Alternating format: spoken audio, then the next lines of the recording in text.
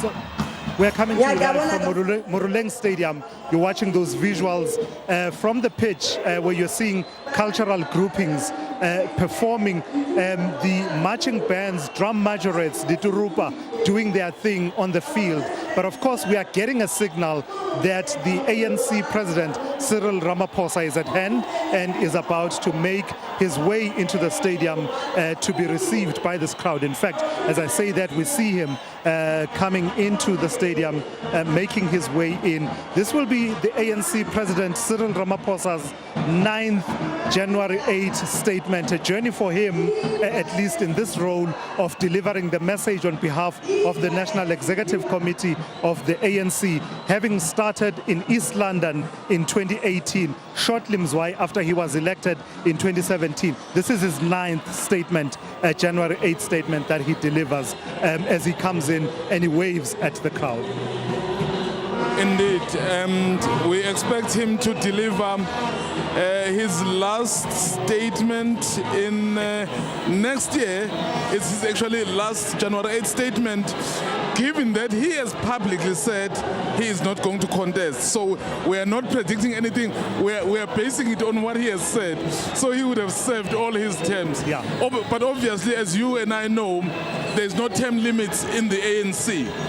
But what we have seen in the past few years is that the ANC presidents have served outside of Mandela. President Zuma, President Mbeki, they served 2 terms and then they left. So that's what he had said as well. So it's very important what you are saying, that it is his 9th State of the Nation address. Not State of the Nation address, January 8 statement. Yes. Then next year, 2027, when he does the 10th, if he decides not to contest the final one, so how will he reflect? So how will he look at the ANC? Yeah. How did he find the ANC? Yeah. How would he have left it? It will be very interesting to see that. Yeah, absolutely. It's a moment of grappling with the full legacy of the leadership, having been elected for the first term as well as the second term. There you see him there, waving at the crowd. He's actually taken off his cap and is waving that towards the crowd as the marching bands continue to do their thing.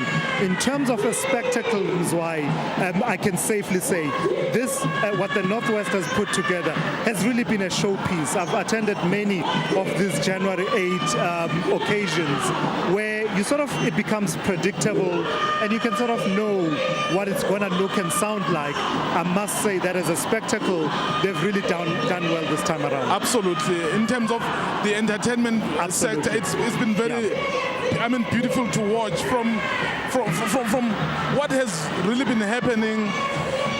Of course, the bikes have become part and parcel of their culture, but I think showcasing South Africanness as well, for me, it's what kind of like struck. Yeah.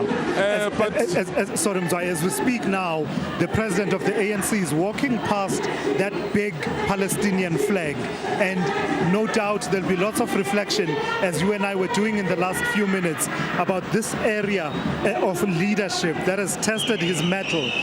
He has really been tested on this, and on many occasions, many people giving him the thumbs up in terms of performing on the global stage. Many questions, of course, in society, people don't swing in one direction. There are those who still question about South Africa having taken Israel to the International Court of Justice, about the wisdom of it all, the timing of it all. But I have no doubt that as he walks past that flag, he will certainly have no regrets in terms of that performance of South African international relations and foreign policy. In fact, the area where the president has really been seen as having performed best is at an international relations aspect. In fact, some of the problems that maybe we are facing, some people are linking it to the courage of South Africa, really, taking such an important matter to the international court. So, knowing that Israel and America are basically countries which are very close allies. So it does appear it may have triggered some in Washington to say, how can South Africa do this? And it will really continue to be something even beyond him that will be written about his legacy, because it's happening during his presidency as well. So where he's walking now, Mzwai, to his right, I don't imagine that he will be pleased to see so many empty chairs to that side of the stadium. For context, the numbers have swelled quite significantly from where they were when we were talking about concern about the logistics of getting people inside the stadium, but you still have those seats where there are no people there. Perhaps, I don't know if he'll be concerned, but also taking in those why what the ANC has been saying, better fewer but better, as symbolized by the membership itself having dropped way below the 1 million mark that it once reached. Perhaps if he didn't mention it publicly last night at the gala dinner that he expected 30,000 people, he probably would be able to say this is good enough. But he stood on the podium, he said, I'm expecting 30,000 people to come and attend. So, but of course, we are in an election year. I guess the ANC wanted to kickstart without doing it officially, to say this year is an election year. There will be a lot of mobilization. We're still going to see the rallies, the manifesto launches. So we are going to get used to this kind of setup, not only from the ANC, but from the other political parties, because it is indeed local government elections that are scheduled either late this year or beginning of next year. And I suppose, Mzwai, the other retort to that critique that talks about the numbers in the stadium would be to say the numbers that matter will be the numbers that show up on election day and actually cast their ballot, because we know now from the work that the ANC has been doing and some of what we heard during the NGC that part of their strategy will be to get new voters. So other than re-energizing a base that already existed, they were talking at the National General Council about adding 4 million new voters onto the voters roll, and not only doing that, following through, doing that door-to-door, knocking on people's doors, getting to understand who lives in this house, what's your thinking about the state of our country, what's your thinking about voting, and then going on at a later phase to ensure that they mobilize people to come out on the day. Easier said than done. We can mouth it off, but as I say, it's easier said than done. Yeah. Especially because the voters, the people, South Africans, are able to point to achievements which they'll be very happy about.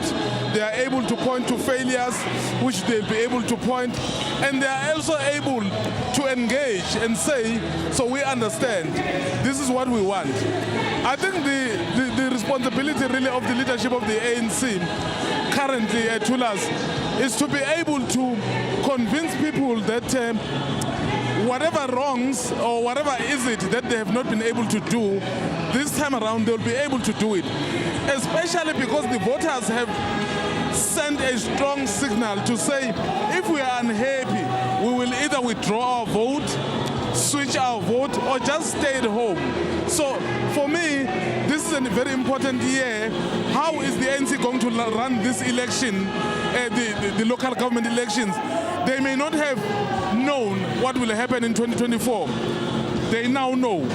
Are you still doing the same thing, expecting the different results? Only time will tell. Yeah, as we hear the rumble of the motorbikes, it will become quite loud and noisy. And I think the sensible thing for you and I would be to take a breather at this point, because it might be difficult for us to be able to be coherent and audible, because the bikes are rumbling into the stadium as the ANC president makes his way towards the stage that has been set there. DST, the second DST complex Maluping, the Mukhuba, the General, corporate, Doctor, the Mukhuba, the National Chairperson. Again, I'm officials, again, I'm officials. Hayi faka DCC.